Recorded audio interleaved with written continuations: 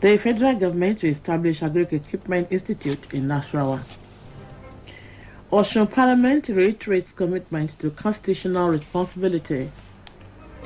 Lagos records 25 COVID-19 related deaths in 3 days.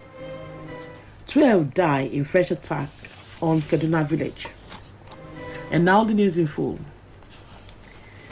The federal government has approved the establishment of the Agricultural Equipment and Machinery Development Institute in Lafia, the Nasarawa state capital, to serve the North Central Geopolitical Zone.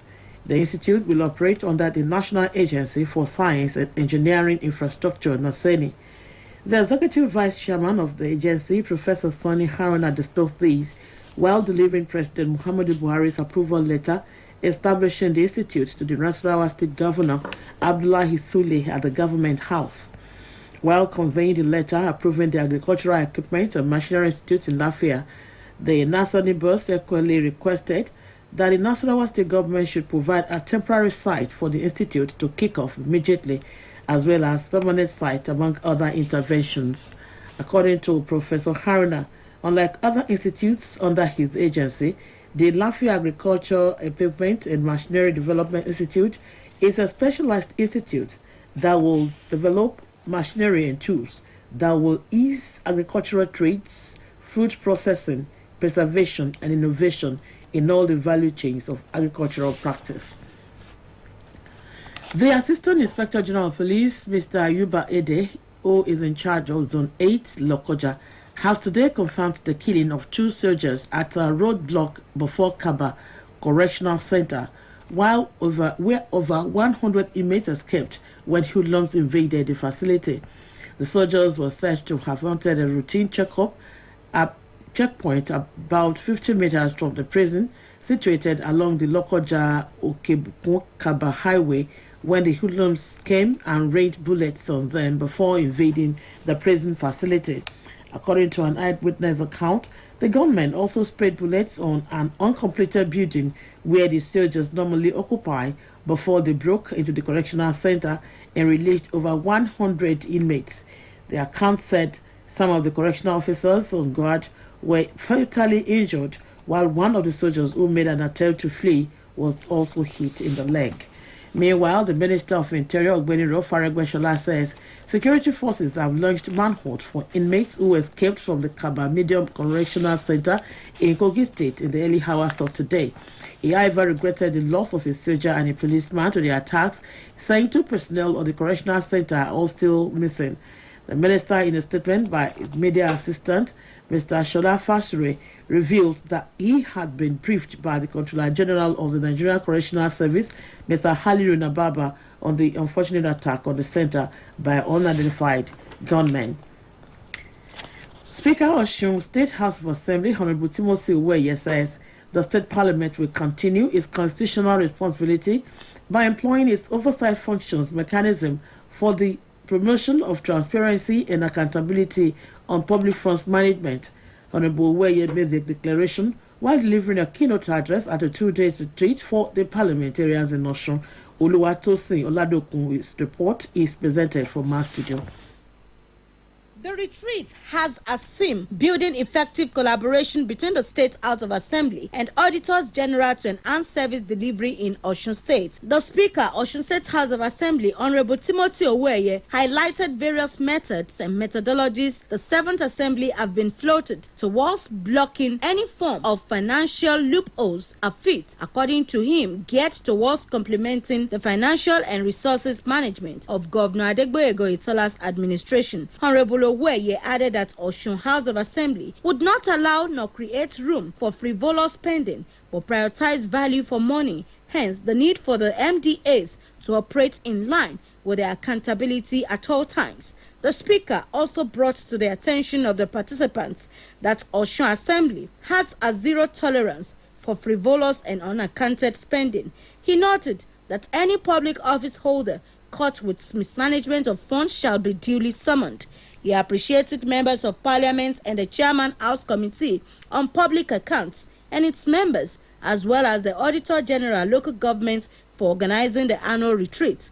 In his address, Chairman House Committee on Public Accounts, Honorable Olubenga Ogunkomi, said the retreat is assisting its committee in the area of getting adequate and unbiased financial reports, coupled with the mood of financial transactions of MDAs, a development which is said is helpful. Honorable Ogunkomi evaluated and commended the initiative and mutual relationship between standing committees on public accounts and auditors general local governments towards the continued promotion of transparency and accountability.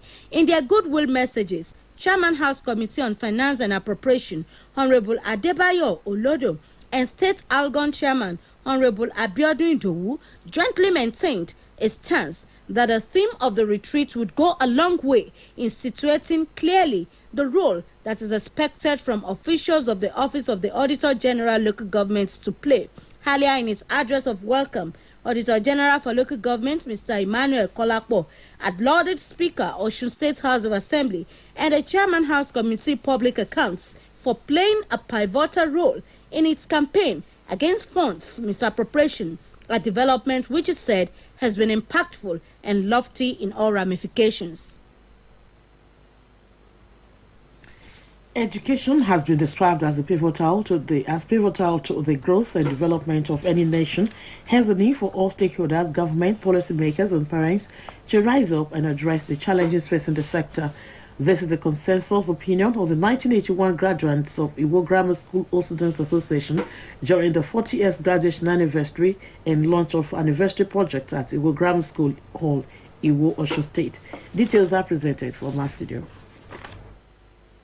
It was indeed a great reunion as 1981 set of Iwo Grammar School converged in their alma mater for the launch of anniversary projects for the growth and development of the school. In his welcome address, the president of the stanza, Mr. Akindeleke, felt elated seeing his colleagues who parted ways about 40 years ago in good condition. He enjoined them to brace up, set ego aside, think of what to do to bring back the glory of their alma mater, as it was disheartening to see the deterioration condition of the school. But we see one individual. I came here to talk to some people personally. I know them personally. The principal of the school, who himself was a member of the 81 graduates, was not left out in his excitement as he gave glory to God for the realization of his dream of using the office of his principal of over 40 years ago, who he said was his role model. If to say that I personally will be opportune to be the principal of this school today, nobody will believe it. But I have the ambition. Today is one of the happiest days in my life because I can see my mates then. I can flash back when we are here. A veteran journalist and a doctor of clinical psychology, Dr. Wale Folani, was not left out too in passing comments about the importance of education, as he said that government has a lot to do in bringing back the glory of education to its normal standard. He enjoined the government to increase the budgetary provision for education, employed qualified and capable teachers, as well as making capacity building their watchword. And ensure that the science students, those who are taking subjects, teaching in chemistry, will have quality teaching and they'll be exposed to quality chemistry study in the school. That was why we picked on the chemistry laboratory, and we also have other things that we equally do as time goes on. High points of the event include launching of anniversary projects, entertainment by the cultural group of the school, interactive session on memory of the time as students the planting of trees to beautify the school. It has been Sunday at Dayton reporting. Governor State of Osun, Mr. Adewege Oyotola, is poised to use recently held Osun 30th anniversary colloquium to redirect the state's economy for prosperity, especially in the education, mining, and tourism sectors. The Senior Special Assistant, SSA to the Governor of Student Affairs and Social Mobilization, Kamri Kende Ayontuji, discussed this today, while featuring on Osheluwa, an OSBC current affairs weekly Yoruba personality interview program. According to him, part of the recommendations at the end of the colloquium was to use the state of Osun higher institutions for research and development with a view to using the available resources for the benefit of all. Commander Ayotide also hinted on the efforts of the present administration in the state of Osun to partner with private sectors to harness the terrorism potentials abound across the state. The SSA to the Governor of Student Affairs and Social Mobilization, who frowned at the absence of history in the school curriculum for many years, which he said affected younger generations negatively, however expressed optimism that it is not too late for youth of nowadays to rise up to their responsibility of moving the country forward. Meanwhile, activities of the state government of Osun in bringing soccer to the doorsteps of average citizens will be the focus tomorrow on matters arising and OSBC Radio Current Affairs Program. The Chief Press Secretary to the Governor, Mr. Ismail Omipidan, who will be guest on the program, will also speak on other national issues as it affects democracy. Join the anchor and her guest tomorrow, Mr. Ismail Omipidan, matters arising at 2:30 p.m. It promises to be informative. This is the news across the country coming to you from Osun State Broadcasting Corporation. Ilea Ujoke Valley Oshogo, Voice of the West. Now, our mid-news message. The worst form of democracy cannot be compared with the best military regime. Support the country's hard-earned democracy to thrive. As prices of food items continue to soar in the country, citizens have linked the development to the failure of the federal government's economic policy, which are creating hardship on every average income earner. They stated these while reacting to the recent increase in prices of bread and several other food items. Sahid Adeboje has the detail. The most consumed food in Nigeria of today is bread, as it is always available in various prices and sizes. It used to be affordable, not until now that its prices have been increased. Just last week, the Master Bakers Association of Nigeria came up with a new price of bread, indicating that the smallest will now be sold for 80 naira, with loaves hitherto sold for 200 naira to now cost 250 naira, among other prices as designed by them. This has continued to generate reactions from Nigerians, most especially consumers of bread.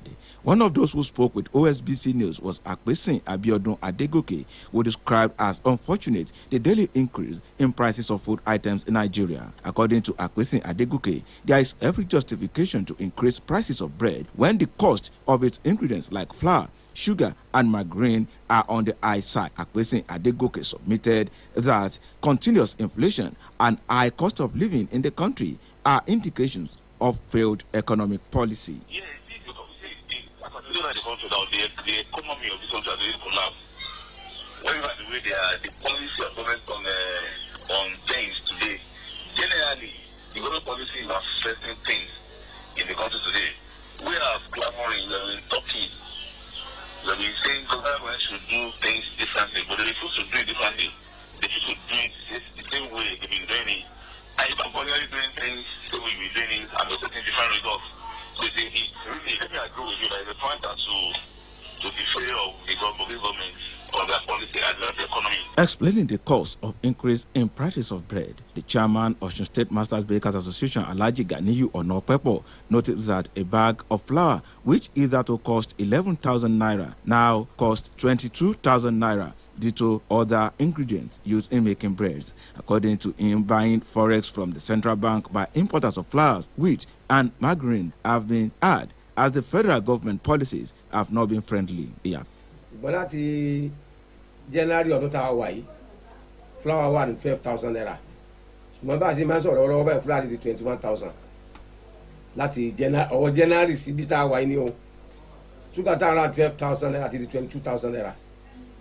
Butter 7,500 ó di 22,000. Bẹ́ẹ̀ ni gbogbo àwọn èròjà tá a fi ń ṣe búrẹ́dì ti gbówó lórí ní ìdá mẹ́ta.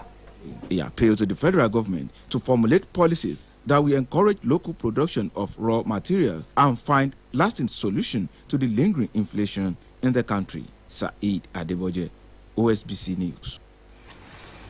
The Lagos State Commissioner for Health, Professor Akin Abayomi, says the state has recorded 25 COVID-19 related deaths and 401 infections between last Thursday and today. Professor Bayo states through his Facebook account today while giving the state's COVID-19 update for the reported days. He said between Thursday and Friday last week, the state reported 7 COVID-19 related deaths on each day, while it recorded 11 deaths on Saturday. According to him, the 25 recorded deaths increased the number of the state's facilities to 605. The commissioner said 7,380 COVID-19 tests were conducted on the reported dates, from which 401 cases were confirmed positive. He noted that the new infections increased the number of COVID-19 cases in the state to 74,970. Professor Bayomi stressed that there were currently 2017 positive cases in the state's isolation centers and 2,345 active cases of the infection in various communities across the state. He added that testing was ongoing in the state and had become a social responsibility. An Ikeja Magistrate Court in Lagos has today ordered that a 27-year-old man, Kingsley Okoronkwo, be remanded in Kirikiri Correctional Center for alleged robbery. Magistrate Abiodun Adegbaye gave the order following a motion moved by the prosecuting counsel, ASP Benson Emueri, that the matter be transferred to the Director of Public Prosecutions for legal advice.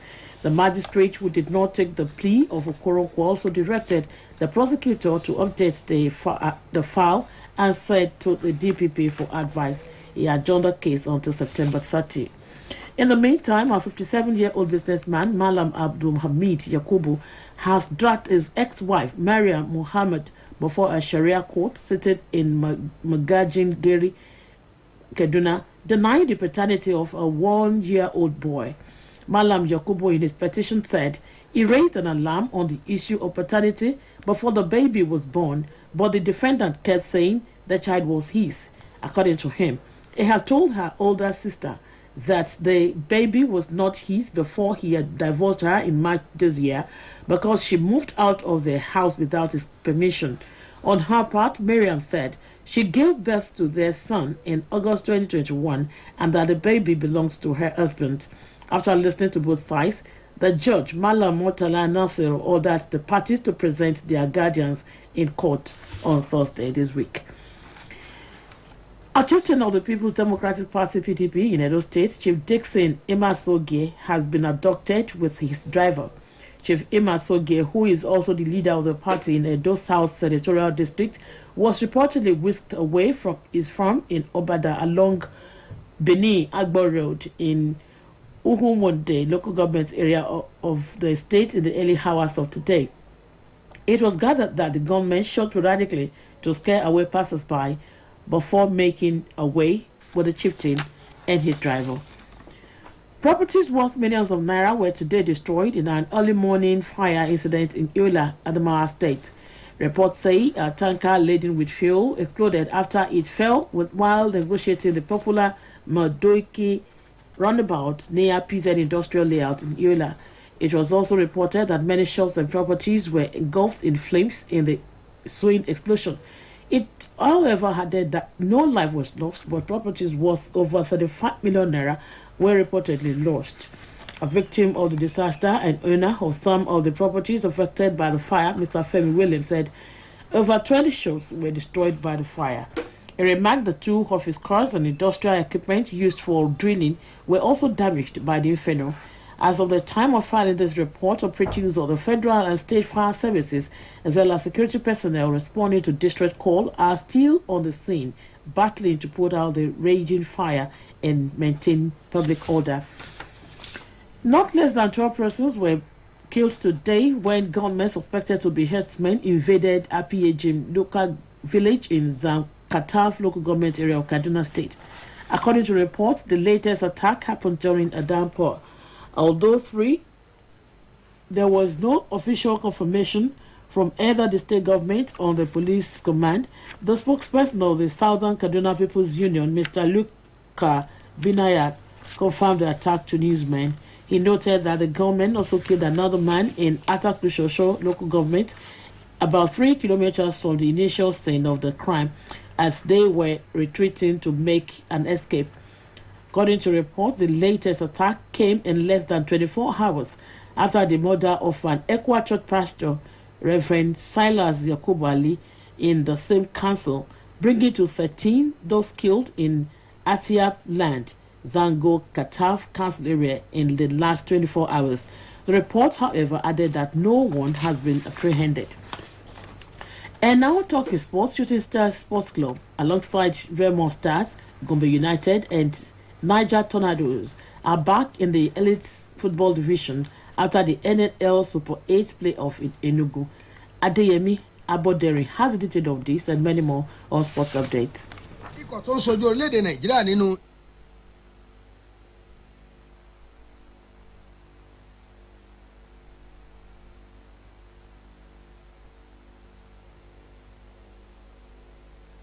Nigeria's representative in the CAF Champions League, Aqua United, started the competition on a winning note with a narrow win over visiting Algeria champions CR Belouizdad. The game lived up to the expectations as both teams were current champions of their leagues and were able to size up each other. The end-to-end game, with host Aqua United dominating the game at the Goswell Akpabio Stadium, but the backline of the away side was able to withstand all the pressure. The only goal of the game finally arrived in the 87th minute through a cool finish from Ubong Friday. Belouizdad will host Aqua United in the second leg of the preliminary round next weekend. Similarly, it was a good day for another representative in the CAF Champions League as Rivers United ran away with a win over Tanzanian side Young African in the first leg of the preliminary round. Rivers United ground out a 0-1 away win at Benjamin Nkapa Stadium,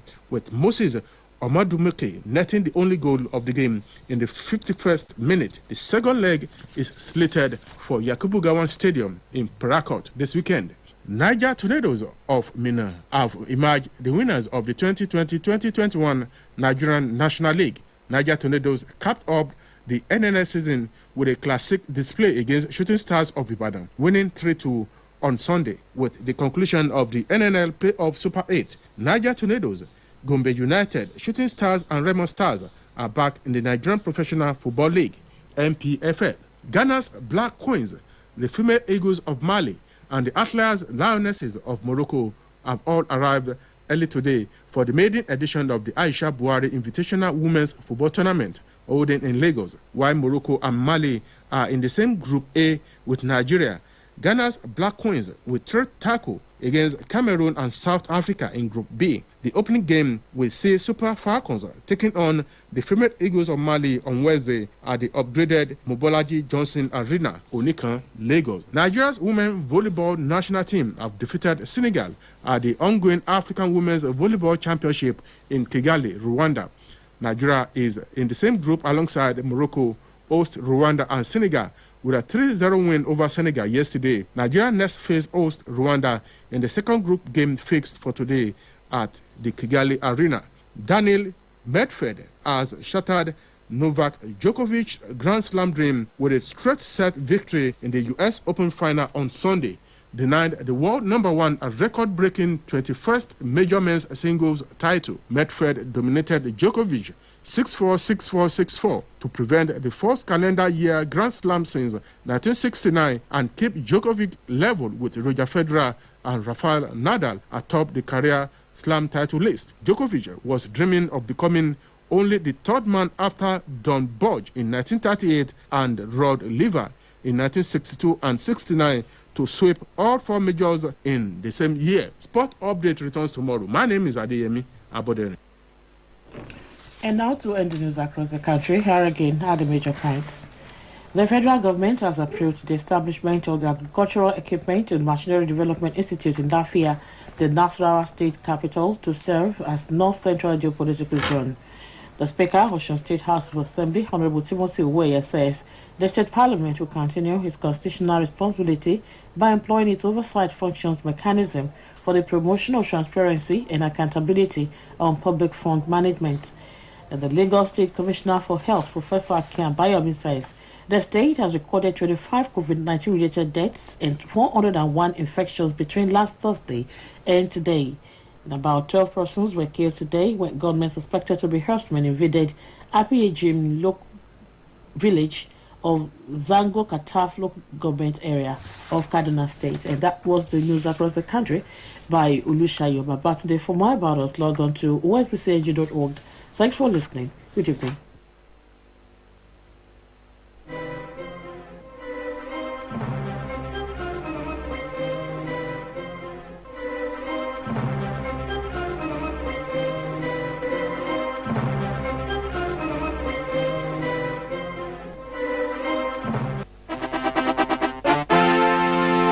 For the best in news, sports, music, documentaries, news analysis, and lots more, tune to OSBC Radio 104.5 FM.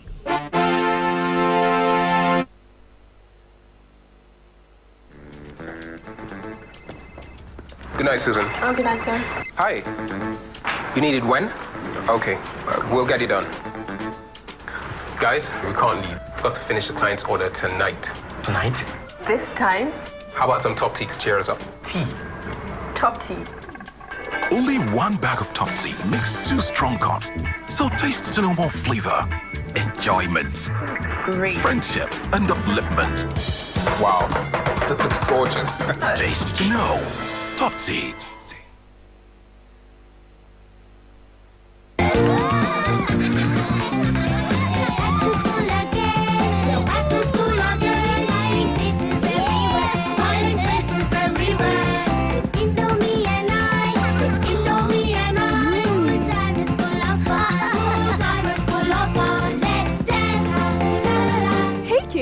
Indomie welcomes you back to school. Have a